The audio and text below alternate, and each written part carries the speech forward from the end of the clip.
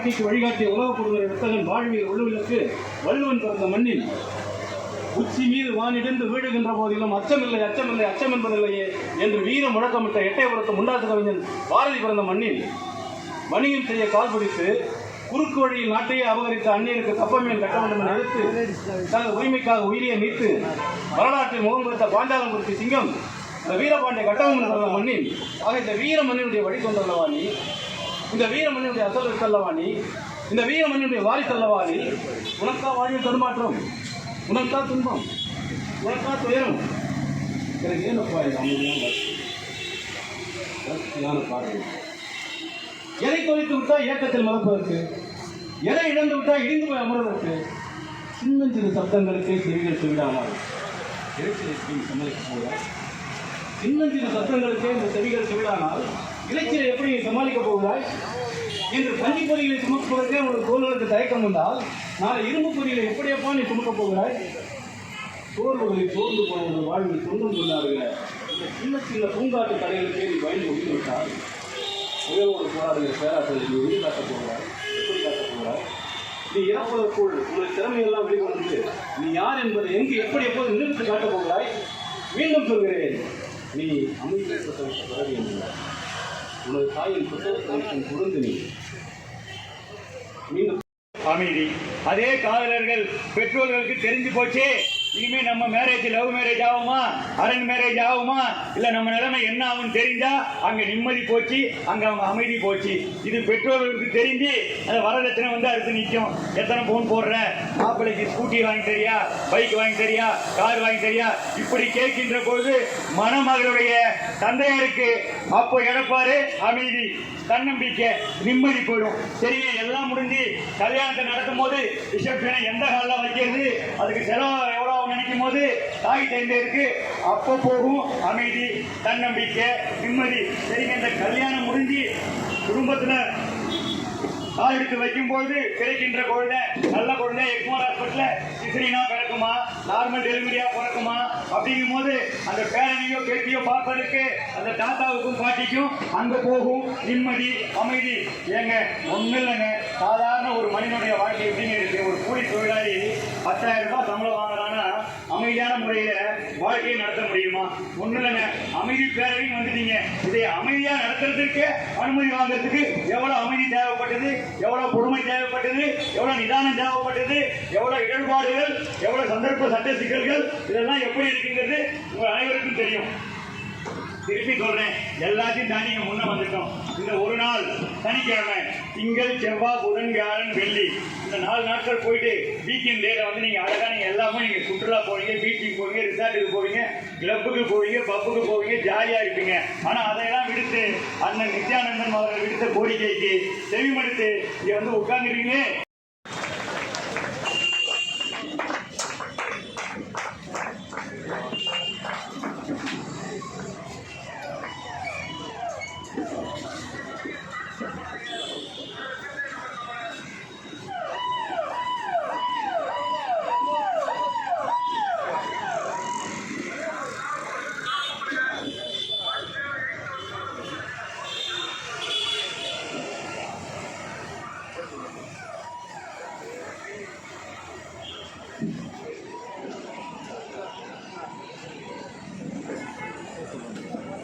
ஒரு போயிட்டு ஒரு 2 வாரத்தை பேச சொல்கிறாங்க. 2 நிமிஷம்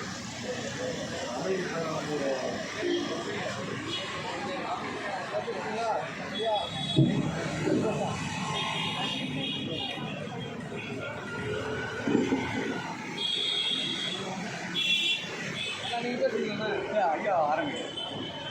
ஐயா தானே இன்னைக்கு அமைதி பேரவை ரொம்ப மனமகிழ்ச்சி. நான் என்னுடைய வாழ்நாளில் எத்தனை நிகழ்ச்சிகள் நல்லா செஞ்சுருக்கிறேன். இது வந்து எனக்கு ரொம்ப சிறப்பான நிகழ்ச்சியாக இருக்குது. தினத்தில் உலக அமைதி தினத்தில் இந்த மாதிரி ஒரு விழா நடக்கிறது ஒரு பெரிய விஷயம். அது இளைஞர்கள்லாம் சேர்ந்து பண்ணது ரொம்ப நல்லா இருக்குது, ரொம்ப சந்தோஷமாக இருக்குது. இன்றைக்கி நானும் அமைதி இல்லாமல் சந்தோஷம் இருக்குது. உலக அமைதி ரொம்ப ரொம்ப முக்கியம். ஏதாவது ஒரு 2 வார்த்தை உங்கள் மனசில் மட்டும் பேசுகிறேன்.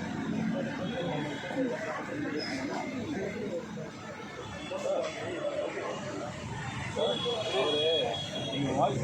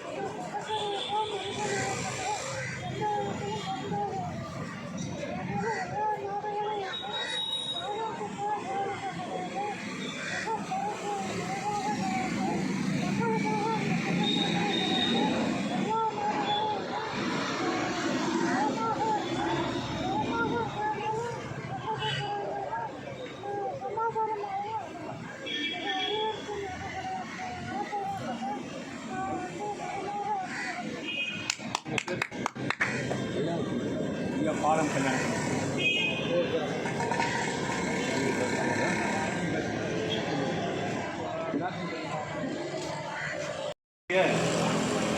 நோபல் பரிசுக்கு இணையாக அதற்கு மேலும் கூட என்று சொல்லலாம். நோபல் பரிசு கூட 3 கோடி ரூபாய் தான் கொடுக்கிறார்கள். அமெரிக்க அரசாங்கத்தால் மேன் ஆஃப் த மிலானியம் அவார்டு என்று 30 கோடி ரூபாய் கொடுத்தார்கள். அந்த விருதுக்கு சொந்தக்காரர் இன்றைக்கு மிக எளிமையாக இன்றைக்கு வரை சமூக சேவையை தொடர்ந்து செய்து கொண்டிருக்கிறார். அவர் கையால் இன்றைக்கு வந்து இந்த நிகழ்ச்சி துவக்கப்பட்டிருக்கிறது.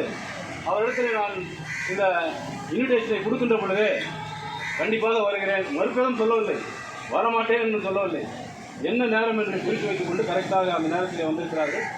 அவர் கையால் இந்த நிகழ்ச்சி இங்கே திறக்கப்பட்டதை நினைத்து நான் மிகுந்த பெருமை அடைகிறேன்.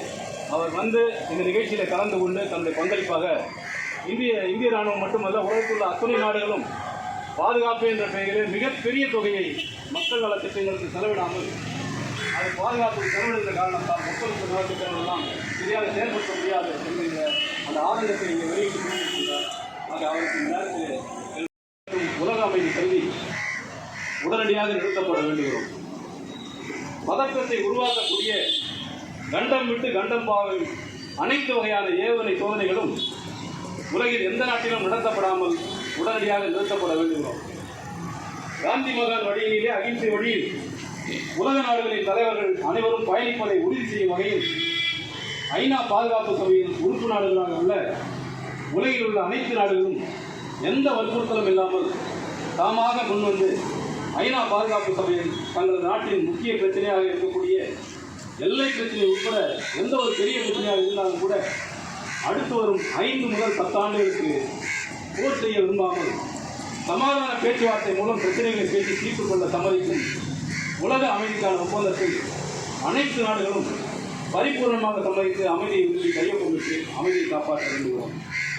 உலகில் உள்ள அனைத்து நாடுகளும் மோசமான கொரோனா காலகட்டத்திலும் கூட ஆண்டு வரவு செலவு அறிக்கை என்று சொல்லப்படுகிற பட்ஜெட்டிலே பாதுகாப்பிற்கு ஐயா குறிப்பிட்டதை போல இன்று வரை அதிக நிதியை ஒதுக்கியது போல் இனிவரும் காலங்களை ஒதுக்காமல் குறைந்தபட்சம் அடுத்த 5 ஆண்டு காலத்திற்கான பட்ஜெட்டுகளில் ஒவ்வொரு ஆண்டும் பாதுகாப்புக்கு 20 முதல் 30% நிதியை குறைக்கப்பட்ட அந்த 20 முதல் 30% நிதியை வைத்து கொரோனா மற்றும் போரினால் பொருளாதார ரீதியாக பாதிக்கப்பட்ட தங்கள் நாட்டினருக்கு மறுவாழ்வு திட்டங்கள் மூலம் செலவிட வேண்டுகிறோம்.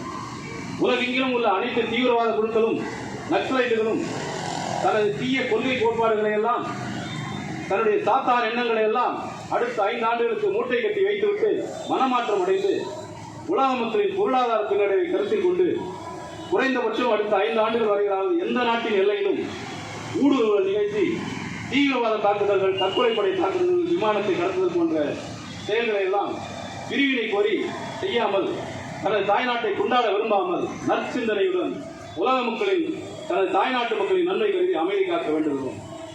இந்தியா, சீனா இந்தியா பாகிஸ்தான், சீனா தைவான், வட கொரியா தென் கொரியா,